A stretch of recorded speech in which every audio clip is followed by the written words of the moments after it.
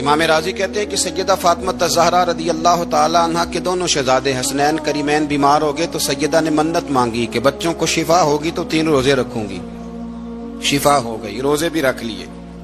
اور جب مولا علی شیر خدا روزہ رکھنے کے لیے بیدار ہوئے، سیدہ فاطمہ الزہرا بیدار ہوئی تو امام حسن اور حسین بھی اٹھ گئے. 7-8 سال کی عمر. اماں جی ہم نے بھی رکھنا ہے. صبح کھجور اور دودھ سے روزہ رکھ لیا گیا. این افطاری کے وقت مولا علی کہتے ہیں فاقے چل رہے تھے، کہیں سے میں جون لایا تھوڑے سے. سیدہ فاطمہ الزہرا نے پیس کر روٹیاں پکائیں.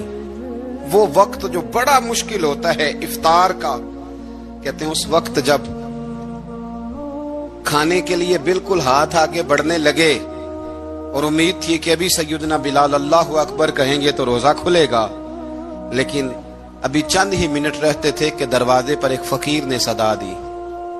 کہنے لگا سارے مدینے کے دروازے کھٹکھٹا آیا ہوں، قحط ہے، فاقہ ہے. اے رسول اللہ کے خاندان والوں، میں یتیم ہوں. کسی نے بتایا ہے کہ اور کوئی دروازہ کھلے نہ کھلے، سیدہ کا دروازہ تیرے لیے ضرور کھلے گا. کیا یتیم کو روٹی ملے گی؟ تو حضرت مولا علی نے بچوں کی طرف دیکھا ہی تھا کہ امام حسن ساری روٹیاں جا کے دروازے پہ دے آئے. کھجور اور پانی سے افطار ہو گیا. صبح پھر کھجور اور دودھ سے روزہ رکھا. امام راضی کہتے ہیں این وہ وقت جب افطار کا ٹائم آیا تو پھر دروازے پہ کسی نے صدا دی. کہا رسول اللہ کے خاندان والوں میں مسکین ہوں، رات سے روٹی کھائی ہے، نہ صبح کھا سکا نہ دوپہر. کسی نے بتایا ہے کہ اس دروازے سے خالی کوئی نہیں جاتا. امام حسن نے پھر سارا لنگر اٹھایا اور پھر جا کے دے دیا. تیسرا دن پھر ہوا. مجھے لگتا ہے جب افطار کا ٹائم آیا ہوگا نا تو یہ خود ہی سارے دروازے پہ دیکھتے ہوں گے، یہ کوئی آیا نہیں لینے والا ابھی تک. لگتا ہے کہ نظریں دروازے پہ تھیں. این افطار کے وقت 3 روٹیاں جب جوں کی پک کے آئی، ایک بھکاری نے صدا دی. کہنے لگا میں قیدی ہوں، آج ہی قید سے رہائی ملی ہے. پہلے دن کسی کے دروازے پہ صدا ملی ہے، دی ہے روٹی ملے گی. امام حسن وہ کھانا دے کے واپس لوٹے. کھجور اور پانی سے افطار ہوا اور جیسے ہی مسجد نبوی میں تینوں باپ بیٹا نماز پڑھنے گئے تو مولا علی کہتے مجھے بتانا نہیں پڑا. رسول کریم نے میری طرف دیکھ کے فرمایا علی تیرا، فاطمہ کا، حسن اور حسین کا 3 دن والا عمل خدا کو بھی بڑا پسند آیا ہے اور محمد مصطفیٰ کو بھی بڑا پسند آیا، وہ بڑا پسندیدہ عمل.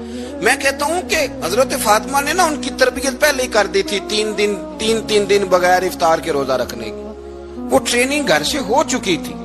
اب میدان کربلا میں 3 دن بھوکا پیاسا رہنا ان کے لیے مشکل نہیں تھا. وہ تو ان بچوں کے لیے مشکل ہوتا ہے جو کھانا دیر سے پکنے سے برتن توڑنے شروع کر دیتے. وہ بچے بلیک میل ہوتے ہیں جن کو ایک وقت ان کے پسند کا کھانا نہ ملے تو وہ گھر میں جو ہے وہ ادھم شروع کر دیتے ہیں. جن کی ماں نے عادت ڈالی ہو کہ بیٹا 3 دن بھوکے پیاسا رہنا ہوا تو رہ لینا لیکن کسی بھی باطل کے ساتھ کمپرومائز نہ کرنا، ان کے لیے اتنا مشکل نہیں تھا. ان کی تربیت ہوئی، ان کی ٹریننگ ہوئی، پھر اللہ نے ان کی سیرت میں رنگ بھرے، ان کے کردار میں حسن آیا، وقار آیا. حضرت امیر معاویہ رضی اللہ تعالیٰ عنہ نے ایک شخص کو بھیجا مدینہ منورہ شام سے. تو اس نے کہا میں نے امام حسین سے ملنا ہے، تعارف کیا ہے؟ جناب امیر معاویہ فرمانے لگے مسجد نبوی میں جانا جس کے گرد لوگ سب سے زیادہ ادب سے بیٹھے ہوں اور جس کی باتیں سب سے زیادہ میٹھی ہوں اور جس کی نظریں سب سے زیادہ جھکی ہوں اور جس کے چہرے پر تمہیں سب سے زیادہ وقار نظر آئے وہی علی کے بیٹے حسین ہوں گے. جو سب سے زیادہ تمہیں وہاں ماحول کے اندر جو شخص نظر آئے پوچھنے کی ضرورت نہیں پڑے گی. تو شخص کہتا میں مدینے آیا تو میں نے واقعی ایک شخص کو دیکھا، شہد کے گرد مکھیوں کا اتنا ہجوم نہیں ہوتا جتنا امام حسین کے گرد رسول اللہ کے غلاموں کا ہجوم تھا. لیکن نظریں جھکی ہوئی، باتیں میٹھی، لہجہ گداز، لفظوں میں رانائی. اور لوگ کئی باتیں پوچھتے تو علی کے صاحبزادے ایک آدھ جملہ بولتے تو لگتا یہ کہ وہ جملہ سیدھا دل میں اترتا چلا جاتا ہے. امام علی مقام کے کردار میں نا کچھ باتیں بڑی زیادہ تھیں، بہت زیادہ تھیں، بڑا حسن تھا. ایک بات تو یہ تھی امام حسین رضی اللہ تعالیٰ عنہ کا علم و فضل بڑا کمال کا تھا. ایک دفعہ صحابہ میں مسئلہ بن گیا کہ بچہ پیدا ہوتا ہے تو اس کا وظیفہ کیسے لگانا ہے. امام حسین کا علم و فضل بتا رہا ہوں, علم و فضل. تو بات بڑی پیچیدہ ہو گئی.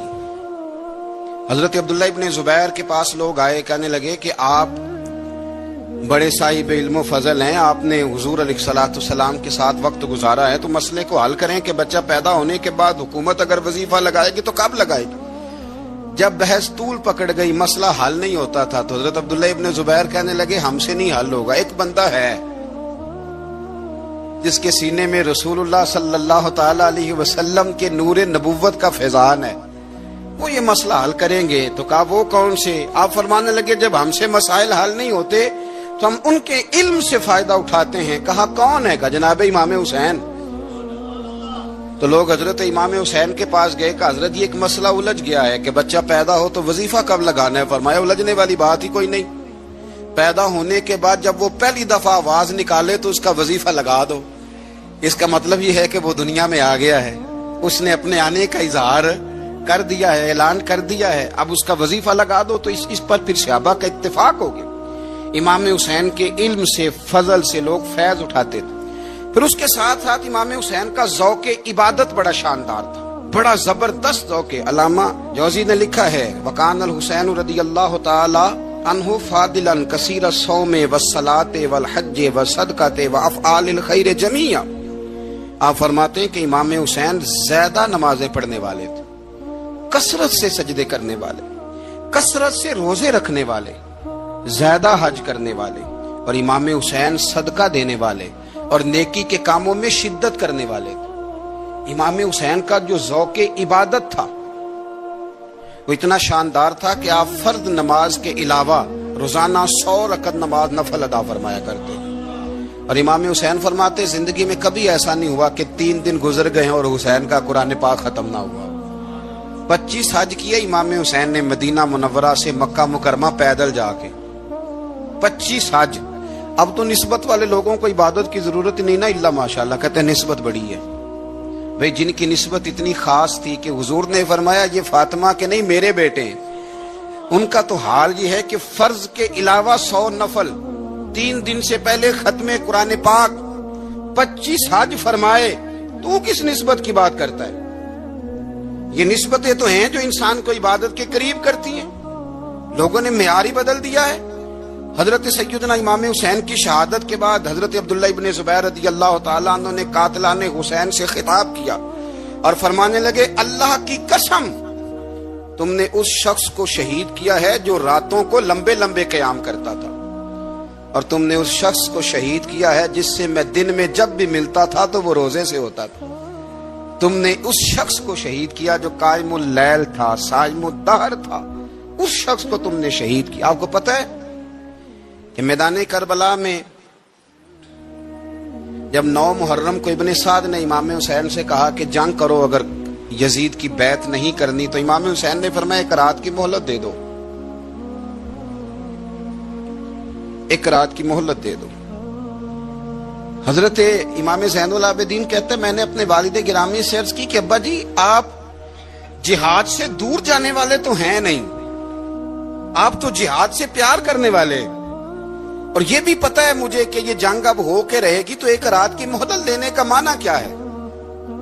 بھئی کل بھی لڑنا ہے اور رات بھی لڑنا ہے, تو ابا جی 1 رات کی مہلت. تو سیدنا امام حسین رضی اللہ تعالیٰ عنہ فرمانے لگے بیٹا رات کی مہلت اس لیے لی ہے کہ میں آج رات کھل کے اپنے رب کی عبادت کر لوں, میں استغفار کر لوں, میں لمبے سجدے کروں. اور کہا زین العابدین تو جانتا ہے نا کہ مجھے نماز سے, تلاوت سے, دعا سے اور استغفار سے بڑا پیار ہے. نماز سے مجھے پیار ہے, دعا سے مجھے پیار ہے, استغفار سے مجھے پیار ہے. فرمایا بیٹا میں نے اس لیے نہیں کہ میں چاہتا ہوں 1 رات اور دنیا میں رہوں. تو امام زین العابدین فرماتے امام علی مقام نے سجدے پہلے بھی بڑے کیے, پر 9-10 کی درمیانی رات جو ان کے سجدے تھے وہ میں نے کبھی نہیں دیکھے. فرماتے ہیں تیمم کے ساتھ وہ رات کی جو عبادتوں کا رنگ تھا وہ میں نے کبھی نہیں دیکھا. امام علی مقام کا عبادت کا ذوق تھا, شوق تھا, لذت تھی. آپ یقین کریں ایسے ایسے عجیب بہانے ہم لوگوں کہتے ہیں میرا نماز میں دل نہیں لگتا, تو میں کہتا ہوں تیرا گپ شپ میں کس طرح لگتا ہے. تیرا موبائل پہ کیسے لگتا ہے بھائی؟ یہ تو بھائی ذوق کی بات ہے۔ امام حسین کہتے ہیں مجھے قرآن پاک سے پیار ہے، مجھے تلاوت سے پیار ہے، مجھے دعا سے پیار ہے، مجھے استغفار سے پیار۔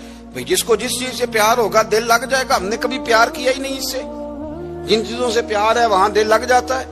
یہ ایک بہانہ ہے، ورنہ کثرت سے عبادت کرنا، ذوق پیدا کرنا، یہ تو اہل اللہ کا طریقہ ہے۔ والذین یبیتون لربہم سجدا وقیاما، رب کے بندوں کی علامت یہ ہے کہ وہ راتیں سجدے اور قیام میں گزار دیتے ہیں۔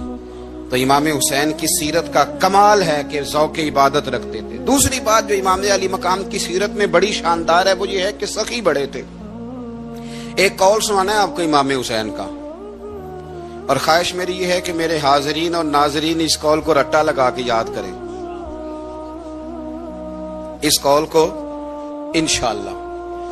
یہ قول جو امام حسین کا ہے نا جی، یہ جس دن مجھے ملا تھا نا تو میں نے بھی رٹا لگا کے یاد کیا تھا، اور میرے پاس جتنی ڈائریاں ہیں شاید میں نے سب میں لکھا ہے۔ امام علی مقام رضی اللہ تعالیٰ عنہ فرماتے تھے اللہ کی رضا کے لیے کسی شخص کی ایک حاجت پوری کر دینا 1 مہینہ مسجد میں اعتکاف کرنے سے زیادہ درجہ رکھتا ہے۔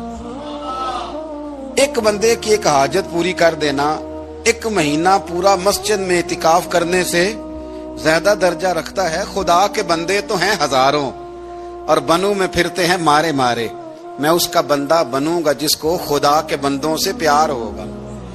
کسی بندے کی ایک حاجت پوری کرنا 1 مہینہ اعتکاف میں بیٹھنے سے زیادہ افضل ہے۔ اسی لیے تو میرے حبیب کریم علیہ السلام نے فرمایا تو رب کے بندوں کی حاجتیں پوری کرنے میں لگ جا، رب تیری حاجتیں پوری فرما دے گا۔ امام علی مقام فرماتے تھے ایک حاجت کسی کی پوری کرو۔ حضرت جناب سیدہ زینب بنت ابی رافع کہتی ہیں کہ سیدہ فاطمہ الزہرا نا ایک دن اپنے دونوں شہزادوں کو لے کے، جب حضور کی طبیعت مبارک بظاہر علیل تھی جس میں حضور کا وصال ہوا، دونوں شہزادے لے کے سیدہ فاطمہ نبی کریم کی بارگاہ میں گئی، کہنے لگی یا رسول اللہ میرے بچوں کو کچھ دیجئے سیدہ پاک۔ تو حضور اٹھ کے بیٹھ گئے، اس کندھے سے امام حسن کو لگایا اور اس سے امام حسین کو لگایا اور فرمایا فاطمہ یہ جو میرا حسن ہے نا اس کو میں اپنی ہیبت اور سرداری دیتا ہوں، اور فرمایا یہ جو میرا حسین ہے نا حسین کو میں اپنی جرت اور سخاوت دیتا ہوں، میرا حسین جرت مند ہوگا اور سخی ہوگا۔ داتا گانج بخش علی حجویری، امام الاولیاء، سید الاسفیاء، داتا صاحب کشف المعجوب میں فرماتے ہیں ایک دن نا امام حسین کے پاس ایک شخص آیا بڑی دور سے کچھ مانگنے کا، حضور کچھ دیجئے۔ وہ شخص کہتا ہے کہ میرا ظرف یہ تھا کہ 4-5 دینار ملیں گے۔ تو امام حسین فرمانے لگے تھوڑی دیر بیٹھ جا، رزق آ رہا ہے۔ تو امام حسین کو حکومت وقت کی طرف سے نا 5 تھیلیاں ملی جس میں ایک تھیلی میں 500 اشرفیاں تھیں، 5 تھیلیاں آئیں، لیکن اس کو آنے میں نا ذرا دیر ہو گئی۔ وہ 5 تھیلیاں جب آئی نا تو امام حسین اس کی طرف 5 تھیلیاں بڑھا کے نا، ذرا دیکھنا میری طرف غور سے، 5 تھیلیاں بڑھا کے نا تو فرمانے لگے میاں جتنا تجھے انتظار کرایا نا اتنی ہم تیری حاجت پوری نہیں کر سکے۔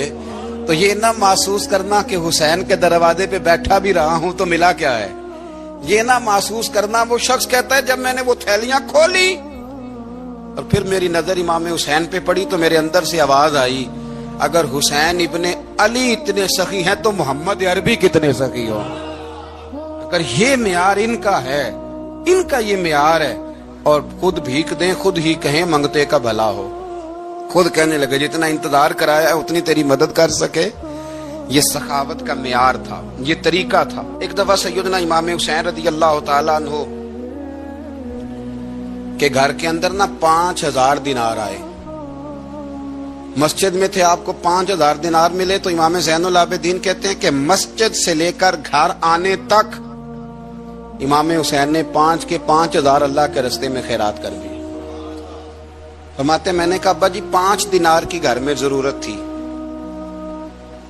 مالاں والے سخی نہیں ہوندے تے سخیاں کل مال نہیں ہوندا، ایتھے اوتھے دوویں جہانی سخی کنگال نہیں ہوندا۔ کہا ابا جی 5 دینار کی گھر میں ضرورت تھی، تو کہتے ہیں مجھے فرمانے لگے بیٹا یہ جن کو میں نے دیا ہے نا یہ گھر کے لیے ہی دیا ہے، یہ گھر کے لیے ہی دیا ہے، جن کو دیا ہے تمہارا کیا خیال ہے یہ باہر خرچ ہوا ہے، یہ گھر کے لیے ہی ہے۔ اس لیے کہ جب انسان دوسروں پر شفقت کرتا ہے تو اللہ اس کے گھر پہ رحمت فرماتا ہے۔ امام حسین کے مزاج میں پہلی بات میں نے ذوق عبادت کی عرض کی، دوسری بات عرض کر رہا ہوں کہ صحابہ حضرت اسامہ بن زید بڑے پیارے ہیں میرے نبی کریم کے، بڑے پیارے۔ حضرت اسامہ بن زید کے بارے میں سیدہ عائشہ صدیقہ فرماتی ہیں ان کے ناک سے اگر ریٹھ نکلتی تھی تو اللہ کے رسول اپنے دست مبارک سے صاف کر دیتے تھے، اور سرکار فرماتے تھے کہ اگر اسامہ لڑکی ہوتا نا، ان کے غلام کے بیٹے تھے حضرت زید بن عمرو، اگر یہ لڑکی ہوتا میں اسے زیور پہناتا۔ بڑے پیارے تھے، لیکن جب ان کا آخری وقت آیا نا تو 60,000 دینار کا قرضہ تھا، رشتہ داروں سے کہا، دوستوں سے کہا، یاروں سے کہا، اور قرض ادا نہیں ہو رہا تھا۔ حضرت اسامہ بن زید کہتے ہیں بڑا پریشان تھا۔ جب حد ہو گئی نا تو حضرت اسامہ بن زید فرمانے لگے جاؤ کوئی حسین ابن علی کو خبر کرو، ان سے کہو میں نا غلام ہوں آپ کے نانا کا، مقروض دنیا سے چلا گیا تو کیا بنے گا۔ امام حسین کو خبر ملی تو دوڑے آئے۔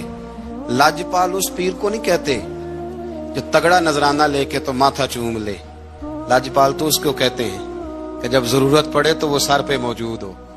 حضرت سیدنا امام حسین تشریف لائے تو جناب اسامہ بن زید رو پڑے، کہنے لگے حضور میں نے نا غلامی کی ہے آپ کے نانا کی، اور اس غلامی پہ ناز ہے، اب 60,000 دینار کا قرضہ لے کے دنیا سے جاؤں گا تو میری قبر پہ بوجھ رہے گا۔ امام حسین خادم کو بھی کہہ سکتے تھے جاؤ گھر پیسے پڑے ہیں لے آؤ، امام حسین خود گئے، چادر روڑ کے تو اس کی اوٹ میں بکل میں 60,000 دینار چھپا کے لائے، اور جناب اسامہ بن زید کے سامنے رکھ کے کہنے لگے اسامہ یار پیسے رات کو ہی آئے تھے، میں سوچ رہا تھا مجھے تو ضرورت نہیں، اللہ نے کس کا نصیب میرے گھر میں بھیج دیا، مجھے تو حاجت ہی نہیں تھی، اب پتہ چلا پیسے تیرے تھے، اللہ نے حسین کی ڈیوٹی لگائی ہے کہ جا کے دے آ۔ حضرت اسامہ بن زید رو پڑے، فرمانے لگے اللہ آپ کو بہترین صلہ عطا فرمائے، یہ معیار تھا۔ اور پھر تیسری بات یہ کہ دل کے بڑے صاف تھے، دل بدستاور کے حج اکبر است، از ہزاراں کعبہ یک دل بہتر است۔ شیخ سعدی کہتے ہیں کہ درویش کہتے ہیں کہ کسی کا دل رکھ لینا نا، دل راضی کر دینا، کعبے کا 1000 بار حج کرنے سے بہتر ہے۔ دل بدستاور کے حج اکبر است، کسی کا دل راضی کرنا حج اکبر ہے۔ امام بڑا ہی پیار کرتے تھے۔ گھوڑے پہ جا رہے تھے، کچھ فقیر غریب لوگ بیٹھ کے روٹی کھا رہے تھے، کہاں رہے تھے؟ سڑک کے کنارے۔ تو امام زین العابدین فرماتے ہیں کہ جب امام حسین گزرے تو انہوں نے آواز دی حضور دل کرتا ہے ہمارے ساتھ بیٹھ کے روٹی کھائیں۔ کائنات کے مالک و مختار کے نواسے اور دنیا کے سب سے بڑے شہزادے گھوڑے سے اترے اور غریبوں کے ساتھ سڑک پہ بیٹھ گئے، روٹی کھانے لگے اور دیر تک کھاتے رہے، اور جب فارغ ہو گئے تو فرمانے لگے کھانے کی ضرورت بھی نہیں تھی، حاجت بھی نہیں تھی، پر تم نے آواز دی تو دل رکھنے کو بیٹھ گیا تھا، اگر اجازت دے تو چلا جاؤں۔ یہ مزاج تھا، یہ طبیعت تھی۔ آپ کے ایک بھائی ہیں چھوٹے، حضرت محمد بن حنفیہ نام ہے، حضرت مولا علی شیر خدا رضی اللہ تعالیٰ عنہ کی دوسری بیوی سے۔ ایک دن حضرت امام حسین ان کے گھر میں بیٹھے تھے تو کسی بات میں نا اختلاف رائے ہو گیا، تو امام علی مقام ناراض ہو گئے، فرمایا آج کے بعد تیرے گھر نہیں آؤں گا، رومال اٹھایا چلے گئے۔ لوگوں نے حضرت محمد بن حنفیہ رضی اللہ تعالیٰ عنہ سے کہا حسین تو ناراض ہو گئے، کبھی نہیں آئیں گے۔ آپ فرمانے لگے بھائی تمہارا ہے کہ میرا؟ جی بھائی تو آپ کے ہیں۔ فرمایا اگر کہو تو چند منٹوں میں حسین واپس آئے۔